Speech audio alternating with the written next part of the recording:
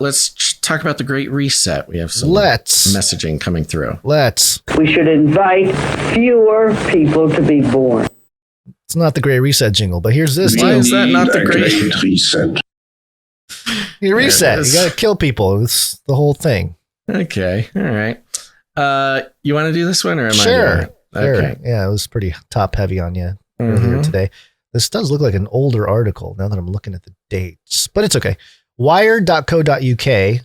And this is where the potential of a Chinese hoverboard swarm attacking. It's going to be in places like this where people can't get around. People hate the idea of car-free cities until they live in one. Right. Oh, okay. Maybe if I live in one, I'll change my mind. London had a problem. In 2016, more than 2 million of the city's residents, roughly a quarter of its population, lived in areas with illegal levels of air pollution. Ooh. Illegal levels. Yeah. So how is this able to continue? Where's the police? Why aren't they cracking down? Put the air in jail. Areas that also contain nearly 500 of the city's schools. Children, too. The same air pollution was prematurely killing as many as 36,000 people a year. Much of it was coming from transport. A quarter of the city's carbon emissions were from moving people and goods, with 3/4 of that emitted by road traffic. But in the years since, carbon emissions have fallen. There's also been 94% reduction in the number of people living in areas with illegal levels of nitrogen dioxide, a pollution that causes lung damage. The reason? London has spent years and millions of pounds reducing the number of motorists in the city. It's far from alone. From Oslo to Hamburg and Ljubljana, I don't know if I'm saying that right, to Helsinki. Cities across Europe have started working to reduce their road traffic in an effort to curb air pollution and climate change. But while it's certainly having an impact, parenthetical, Ljubljana, one of the earliest places to transition away from cars, has seen sizable reduction in carbon emission and air pollution. End of parenthetical. Going car-free is a lot harder than it seems. Not only has it led to politicians and urban planners facing death threats and being doxxed, it has forced them to rethink the entire basis of city life. Oh, wow. Okay. So politicians receiving death threats and being doxxed is enough to completely rethink the entire basis of city life, huh? London's car reduction policies. No, it's actually threatening politicians to do something that the people want instead of serving their elitist, self-interested goals. Yeah. Yeah. I mean, if doxing a politician actually gets them to listen to the populace, what are you going to do? Yeah. Okay. Dox a politician. Dox apologist is what you are. Sounds like. London's car reduction policies come in various forms. There are charges for dirtier vehicles and for driving into the city center. Road layouts in residential areas have been redesigned with one-way systems and bollards, barriers, and planters used to reduce through traffic, creating what are known as low-traffic neighborhoods, or LTNs. And schemes to get more people cycling and using public transport have been introduced. The city has avoided the kind of outright car bans seen elsewhere in Europe, such as in Copenhagen, but nevertheless, things have changed. Quote, the level of traffic reduction is transformative, and it's throughout the whole day, says Claire Holland, leader of the council in Lambeth, a borough in South London. Lambeth now sees 25,000 fewer daily car journeys than before its LTN scheme was put in place in 2020. Interesting. This is a very convenient year to put in a fewer daily cars project, 2020, even after adjusting for the impact of the pandemic. Meanwhile, there was a 40% increase in cycling and similar rises in walking and scooting over that same period. Scooting? Yep. What seems to work best is a carrot and stick approach. Worse. Don't give away the plot too easily. Creating positive reasons to take a bus or to cycle rather than just making driving harder. Yeah, okay. It's so interesting how they speak in terms of social engineering here, It's like, create the carrot on the stick. You want them to perpetually be yearning for something. You can't force them into not driving their cars around.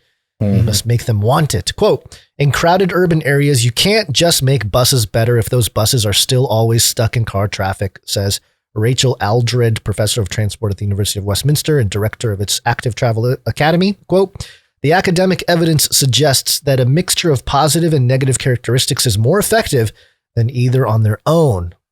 For countries looking to cut emissions, cars are an obvious target. They make up a big proportion of a country's carbon footprint, accounting for 1/5 of all emissions across the European Union. Of course, urban driving doesn't make up the majority of a country's car use, but the kind of short journeys taken while driving in the city are some of the most obviously wasteful, making cities an ideal place to start if you're looking to get people out from behind the wheel. That and the fact that many city residents are already carless, just 40% of people in Lambeth own cars, for example, and that cities tend to have better public transport alternatives than elsewhere. Plus, there's so many arguments. Traffic reduction programs have also impacted beyond reducing air pollution and carbon emissions.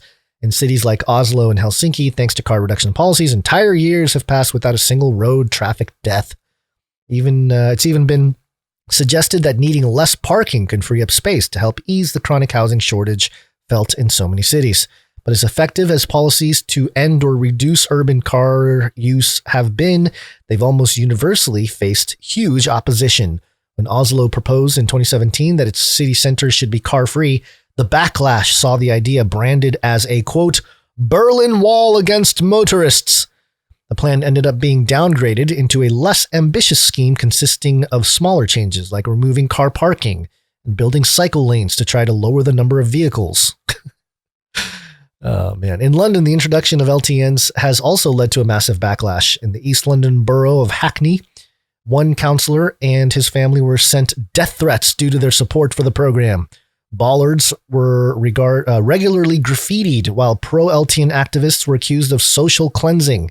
It was suggested that low traffic areas would drive up housing prices and leave the only affordable accommodations on unprotected roads. Quote, it became very intimidating, said Holland. Quote, I had my address tweeted out twice with, sorry, you disappeared there. I'm going to hide you while you disappear. I had my address tweeted out twice with sort of veiled threats from people who didn't even live in the borough, saying that they knew where I lived. Okay.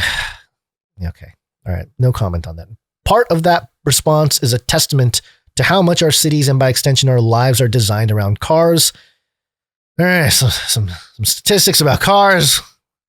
This is a long article. If you propose the idea on an average American, the response is, if you take my car away from me, I will die, says J.H. Crawford, the author of the book Carefree Cities, and a leading figure in the movement to end urban car use. Quote, if you do that overnight without making any other provisions, that's actually approximately correct. Having the right alternatives to cars is therefore vital to reducing city traffic. And any attempts to reduce urban car use tend to do better when designed from the bottom up. Lost Basel, Barcelona's Super Blocks program, which takes sets of 9 blocks. Oh my gosh, so loud. So loud. All right, you're there. All right, that was weird. My emergency generator turned on. Oh, good.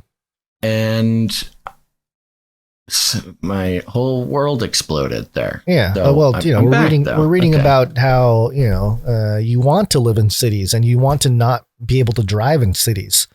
So being off grid, maybe the lizard people were like, this guy doesn't need to hear about this. That's the first time that my generator has had to turn on during the show, and it's been cloudy lately. So, the solar hasn't been working. Really? I thought it was all based on not direct sunlight. No, if it's cloudy, you don't get as much electricity. So hasn't been a problem until now. This is the first time this happened. Okay, well, maybe you need to move into a city with no cars. This article is extremely dense and long, and I don't know where the big punchline is. Oh. But I've been reading it, and it's just very dense. You brought it. Did I bring it? Yeah. I didn't bring this one. You brought this one. But I think do you forget why you brought it? I don't remember bringing it. You're probably right. I think I did bring it, but I don't remember why. Yeah, it wasn't mine. Hold on, I'm resetting up. There's my video. Okay, Yeah, there we go. Well, okay. I'm assuming you brought it because it's more social engineering about buying into the World Economic Forum, which is, whenever the mainstream talks about it, it's some crazy conspiracy theory, and yet it's right there on their website. It's still on their Twitter account, by the way. The post about, in 2030, you'll own nothing and you'll be happy. Yeah. Yeah. Yeah. Well, this is a lot of what this article is the fluff, the rationalizing of why living in a city without, or just, limiting cars is a good idea. And it's all based on the pollution cities. And yeah. So now here's a funny thing about London. I've been to London, and first of all, the traffic is insane. So I don't know what they're trying to give the impression that London's like not filled with cars. It's incredibly filled with cars. It's a disaster. But they do have the most robust subway system in the world, which is pretty impressive because I have not done a lot of subway stuff. Never been in a place for long enough to actually do it. But London, I have ridden the subway. And here's the thing about the subway. And it's famous. It's any Londoner or person who spends any time there can tell you this. You spend enough time riding the subway, you can blow your nose and it will be filled with black gunk. The pollution from just standing in the subway in London is so bad. And I think mostly it's like the brake pads dust, which is pretty much the most carcinogenous substance on the planet, is subway brake pads. But it's horrendous, the air pollution inside those subway things. Now, I guess that's better than getting soot all up in your sinuses from just, I don't know, playing in the park. But yeah, this seems to be a lot of smart city propaganda to me for the World Economic Forum 2030 agenda. Yeah, so it says here, I think I kind of remember the point here.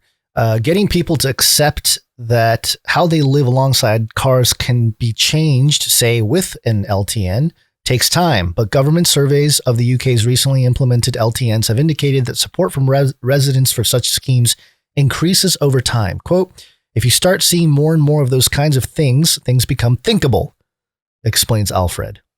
If you see it more, you'll see it more, you'll start thinking of it more, Basil.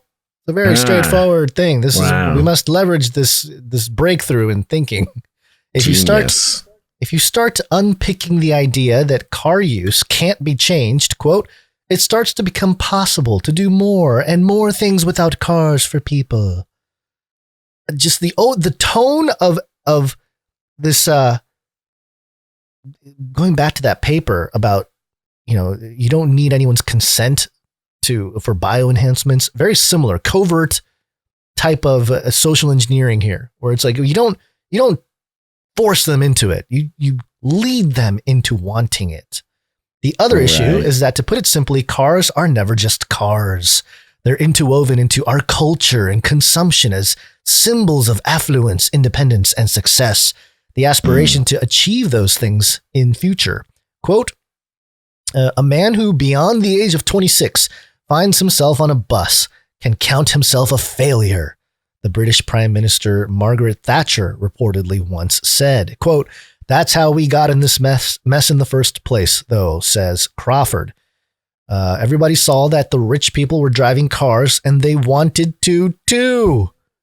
End quote. The divide goes some way to explaining why the opposition to car reduction schemes is often so extreme and can devolve into a culture war. Almost as if they want a culture war, which is what Holland has found in her experience with LTNs.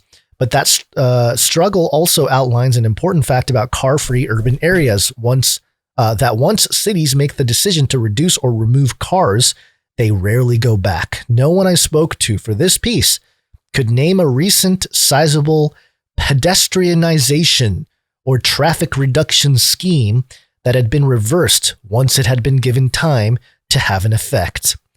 And I'm thinking, they list a bunch of places that have done this, right? But we're talking not that, like, not a whole lot of places.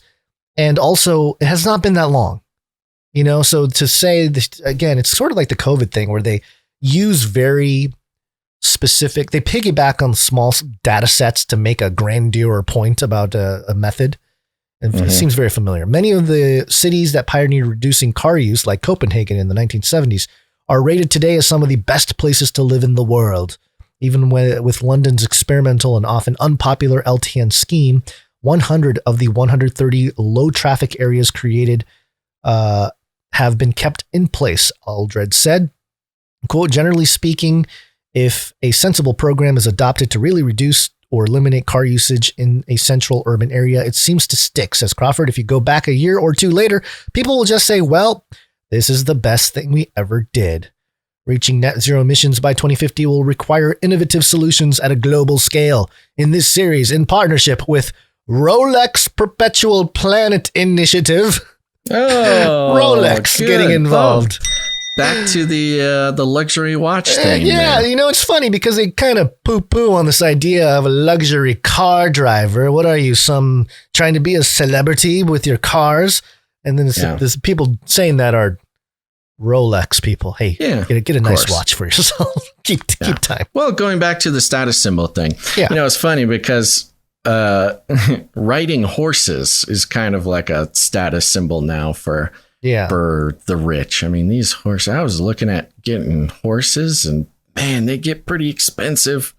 The horse itself, you can pretty much get for free, but keeping the horse alive and getting a saddle, that's the expensive part. It's like any moving vehicle, right? It's the maintenance that really costs a lot of money. It costs way more to keep a horse than a car, for sure, by far.